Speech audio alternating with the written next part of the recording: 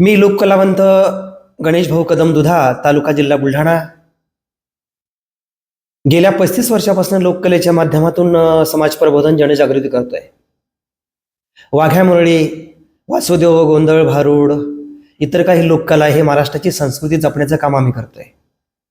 त्यात महाराष्ट्र शासनानं शाहिरी शिबिर, लावणी शिबिर, नाट्यकला स्पर्धा, साहित्य संमेलन या गोष्टीकडे आवर्जून लक्ष दिलंय. पण वाघ्या आणि मुरळी म्हणजे जागरण आणि गोंधळ याकडे फार लक्ष दिलं नाही. त्याचं रिसर प्रशिक्षण घेतलं नाही, त्यांना वाव दिला नाही, त्यांना संधी दिली नाही, त्यांना प्लॅटफॉर्म कुठलाच नाही आणि त्यांच्यासाठी एखादं दालन म्हणा की व्यासपीठ खुलं केलं नाही.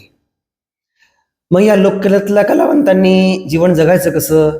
फक्त जागरण गोंधळ कार्यक्रम करायचे, 500-1000 रुपये नाईट घरी घेऊन जायचं, त्यांची मुलं बाळं लेकरं संसार थाटायचा आणि यापुढे जर म्हातारपणात त्यांना सहारा कोणाचा? बरं, त्या जागरण गोंधळ कलावंत लोकांना ते कॉम्पिटिशन घेत नाहीत, त्यांना शासकीय कार्यक्रमात समाविष्ट करून घेत नाही, त्यांना कुठलं रिसर प्रशिक्षण देत नाही, शासकीय कार्यक्रम देत नाही. ते जर प्रस्ताव टाकायला गेले तर म्हणतात तुमच्याकडे कागदपत्र, कार्यक्रमाचे फोटो, पेपरचे कात्रण आहेत का? त्यांच्यापुढं तेव्हा प्रश्न आ वासून बसतो की आपण शासनाकडं काही केलंच नाही, मग आता जोडावं तरी कुठं? वास्तविक जी लोककला आहे, जागरण गोंधळ, वाघ्या मुरळी, ही पारंपरिक लोककला आहे, शिवकालीन लोककला आहे, अस्सल पारंपरिक लोककला आहे. तरी सुद्धा शासन यांना वंचित का ठेवतंय हा प्रश्न तमाम कलावंताच्या वतीने मी उभा करतोय. महाराष्ट्र शासनानं महाराष्ट्रातल्या लोककलावंतासाठी फार पाऊल उचललं पाहिजेत.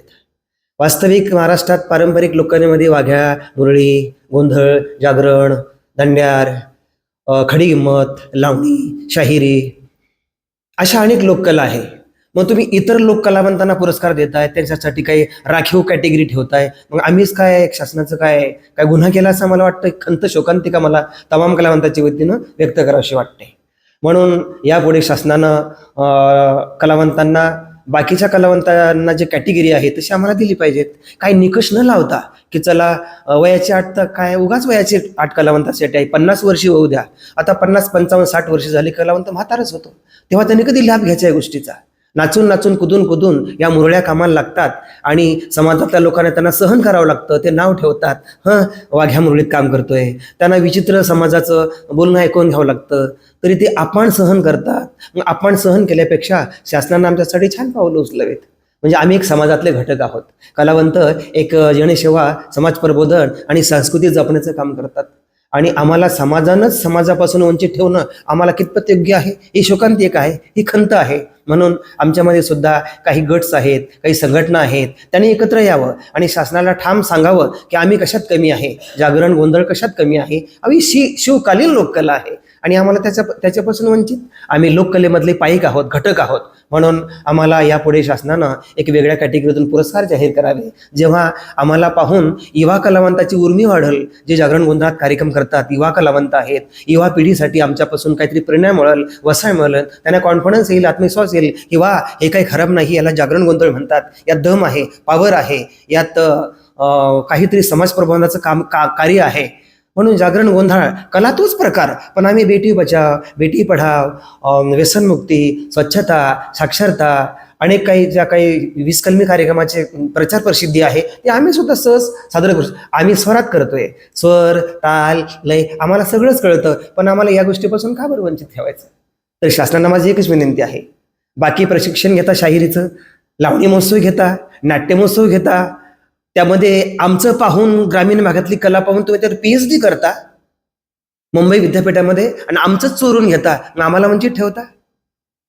मग यापुढे माझी तमाम जिल्ह्यातल्या, महाराष्ट्रातल्या कलावंताकडून एक अपेक्षा व्यक्त करतो, कलावंतासाठी शासनाकडून यापुढे आमच्यासाठी वेगळं दालन खुलं करावं, त्यांच्याप्रमाणे आम्हाला कॅटेगरी द्यावी, त्यांच्याप्रमाणे आम्हाला पुरस्कार द्यावेत. आम्ही जागरण गोंधळ ही कला अशीच जपत ठेवूया, जपत ठेवणार, जपत आणली या. आम्हाला वंचित ठेवू नका. शासनाला एवढीच माझी हात जोडून कळकळीची विनंती आहे.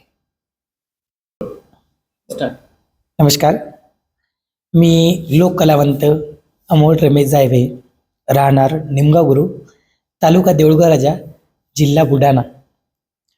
माझी ओळख सांगायची म्हटलं तर मी एक खेड्यागावातला लोककलावंत आणि माझं जे ध्येय आहे, मी लोककलावंत म्हटल्याच्या नंतर मी जागरण गोंधळ करतो. आणि त्याच्यावरच माझा उदरनिर्वाह आहे. शेती म्हटलं तर मी भूमिहीन आहे आणि माझं लग्नही झालेलं आहे. मला एक मुलगी एक मुलगा आहे. माझं शिक्षण BPA bachelor of performing arts आणि लोककलामध्ये मी MA करतोय. अशी माझी परिचय आहे. आणि जे चालवायचं आहे आता प्रपंच चालवतो हे लोककलेच्या माध्यमातूनच चालवतो आणि चालवत आलेलो आहे. आतापर्यंत माझा उदरनिर्वाह त्याच्यावरती चालला. म्हणजे मी तागायत 2010 ते 11 पासून जागरण गोंधळ करतो वाघी मुरळी. तर पण मग या जागरण गोंधळ करत आल्याच्या नंतर मला तर असं वाटलं नाही, फक्त पोटभराऊ वस्तू वाटली. जायचं जागरण गोंधळ संध्याकाळी करायचं, रात्रीचं 9 वाजेपासून प्रोग्राम सुरू करायचा, स्टार्ट करायचा, सकाळी 4 वाजेपर्यंत करायचा, सकाळी घरी यायचं, घरची कामं बघायची, नंतर परत तेच रुटीन सुरू. पण सरकार मान्यता काय मिळणार? जागरण गोंधळ आपण जपतोय, लोकांपर्यंत हे पोहोचवतोय आणि आपला उदरनिर्वाहही चालतोय. पण ही कला काही दिवसानं कालांतरानं जर लोप पावली तर आमच्या पोटाचं काय? आम्ही काय करायचं? कुठं जायचं? काय कलाकारांना जायचं ती माती भरायला? कलाकारांना काय करायचं? धुणी भांडी करायची लेडीजनी. जेंट्स लोकांनी काय करायचं? लोकांच्या शेतावरती जायचं. मग हे सरकार करणार काय कलाकारांसाठी? जर ही लोककला लोप पावत चालली, जागरण वाघीमुरळी जागरण गोंधळ, पण ती लोप पावत गेल्याच्या नंतर ही एक कालांतराने काही दिवसानं संपणार. मग संपल्याच्या नंतर नवीन येणाऱ्या पिढीला काय मिळणार? ही पिढी होती म्हणून सांगणार की आहे म्हणून सांगणार? म्हणून आताच्या ज्या पिढीला लोककला कळाली पाहिजे, लोककलेचा प्रकार किती आहेत, त्यामध्ये काय काय मोडतं, आणि त्याच्यामध्ये एक जी लोककला आहे ती जागरण गोंधळ.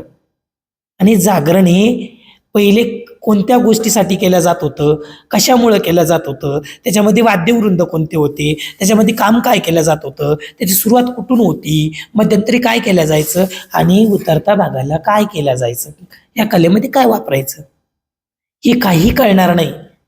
एक फक्त वास्तू म्हणून होऊन जाईल. वास्तू म्हणल्यापेक्षा ही होती, लोककला होती असं होऊन जाईल. म्हणून ही लोककला जपली पाहिजे, शासनाने याच्याकडे लक्ष दिलं पाहिजे.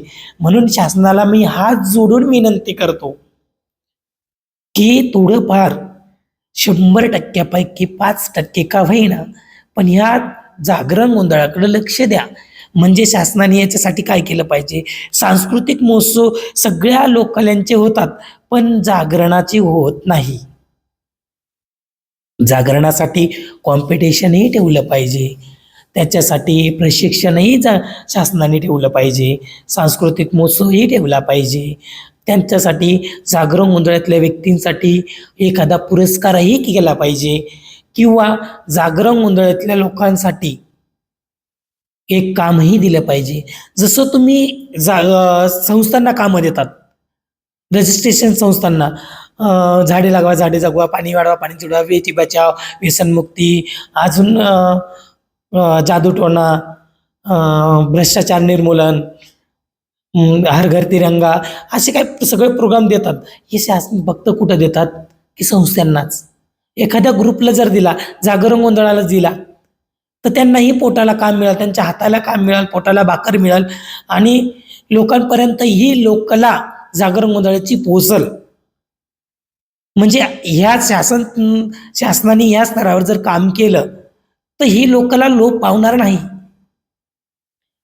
ही लोककला पावत चालली, ती संपणार नाही.